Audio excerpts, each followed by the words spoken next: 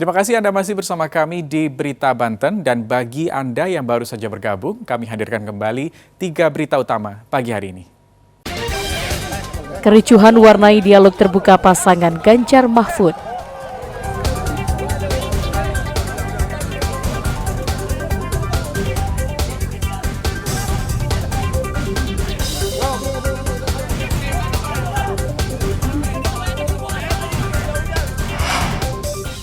Keluarkan ijazah bermasalah warga geruduk sekolah.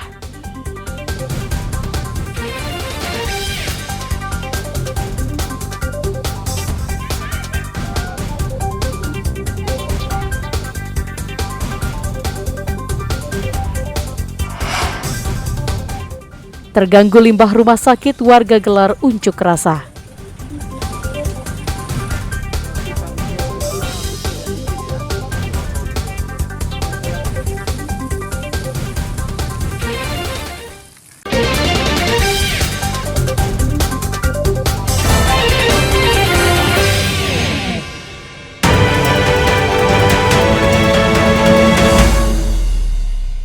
Masa kampanye pemilu presiden dan wakil presiden serta wakil rakyat tinggal hitungan hari lagi. Berdasarkan aturan KPU, masa kampanye baru akan dimulai pada tanggal 28 November 2023. Agar pelaksanaan kampanye berjalan dengan lancar dan damai, KPU Kota Serang sudah menentukan titik kampanye yang diizinkan memasang APK peserta pemilu. Titik-titik kampanye yang ditentukan berdasarkan hasil rapat koordinasi yang dihadiri Bawaslu, perwakilan parpol, serta pihak kepolisian. Para peserta pemilu diperbolehkan memasang APK di 6 kecamatan yang berada di Kota Serang. Namun peserta pemilu dilarang memasang APK di fasilitas umum seperti tiang PJU, puskesmas, halte, dan di pohon-pohon yang berada di pinggir jalan. Hingga saat ini masih banyak APK terpasang di fasilitas umum, dan itu menjadi fokus Bawaslu untuk menertibkan APK di fasilitas umum. Penertiban juga akan dilakukan oleh pihak Satpol PP. Ya, itu termasuk kan ada tempat-tempat atau titik-titik yang tidak boleh dipasang alat peraga kampanye ya, karena itu nanti langkah yang bisa dilakukan oleh Bawaslu itu melakukan penertiban bersama Satpol PP, Dishub, LH, dan pihak kepolisian. Sebelum memasuki masa kampanye, Bawaslu dan Satpol PP juga akan terus melakukan penertiban APK di sejumlah tempat. Ariel Maranus dan Fajri Munawir melaporkan dari Kota Serang.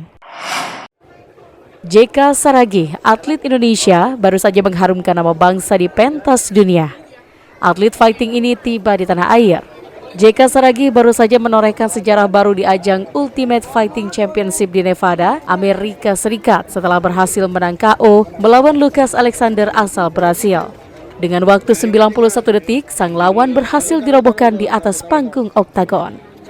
Sayangnya, setibanya di tanah air, JK Saragih tidak mendapatkan penjemputan khusus dari Kementerian Olahraga. Namun salah satu rekan JK sesama atlet MMA, Suwardi, menyempatkan diri menjemput serta memberikan pengalungan-kalungan bunga. JK Saragih, atlet Indonesia satu-satunya yang mendapatkan kontrak selama 5 pertandingan dari Ultimate Fighting Championship. Pertandingan yang digelar pada Minggu 19 November, sang tendangan maut mendapatkan bayaran $35.000 atau setara 1,2 miliar rupiah. Menurut JK Saragih, atlet MMA mengatakan mampu meraih kemenangan KO di ronde pertama melawan Lucas Alexander asal Brasil. Padahal dirinya sangat tidak diunggulkan, namun dalam pertarungan tersebut dirinya bisa mengalahkan lawan. Kalau keberuntungan itu, setiap pertandingan saya itu keberuntungan bagi saya. Tidak ada namanya itu karena jago saya, itu karena keberuntungan. Dan mungkin lawannya lemah kali di sini. Tapi pertandingan kemarin itu keberuntungan. Mau siapapun bilang itu keberuntungan. Next-nya akan seperti apa? Apa yang dipersiapkan oleh UFC untuk lawan JK selanjutnya, dan JK sendiri rencananya seperti apa ke depannya? Kalau next-nya ya tergantung pelatih dan manajer dan tim saya juga. Dan yang harus saya persiapkan pasti berlatih lebih keras lagi. Usai mendapatkan hadiah yang cukup fantastis, dirinya berencana akan membangun sasana MMA di kampung halamannya untuk generasi jejaknya. Kemenangan KO di ajang UFC Vegas 82 membuktikan bahwa kekuatan petarung asal Simalungun mendunia. Ariel Maranus dan Taufik Saleh melaporkan dari Kota Tangerang.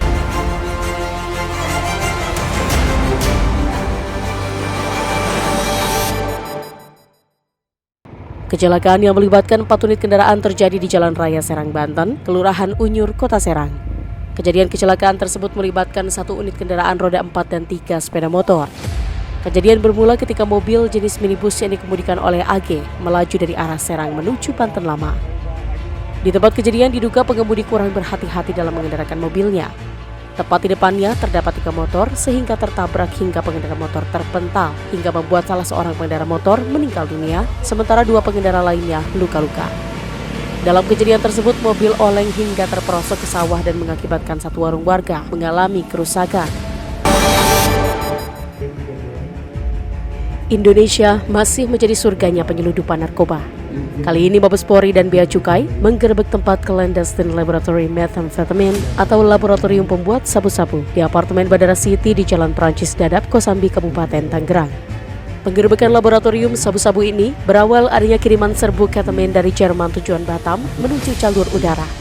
Selanjutnya Bea Cukai Batam berkoordinasi dengan Bea Cukai Bandara Suta dan Direktorat Tindak Pidana Narkoba Barreskrim Polri untuk mengembangkan kasus tersebut. Di kamar apartemen petugas menyita barang bukti 20,8 kg methamphetamine, 20,7 kg sabu-sabu siap edar, 17,7 liter sabu-sabu cair, dan sejumlah alat pembuat sabu-sabu.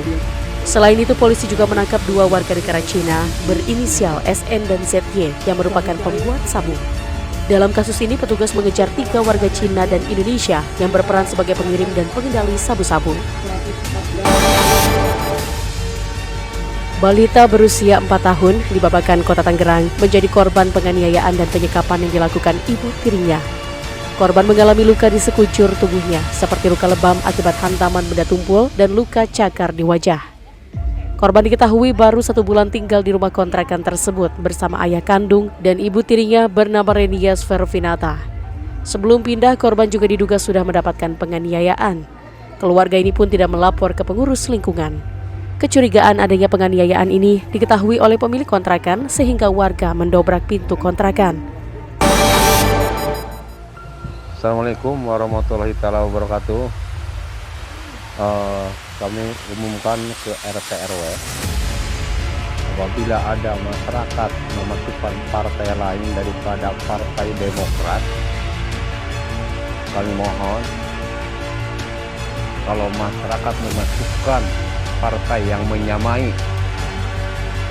daripada Rizky sama Iing, kami harap catat namanya, saya langsung mau dihapus bantuan-bantuannya.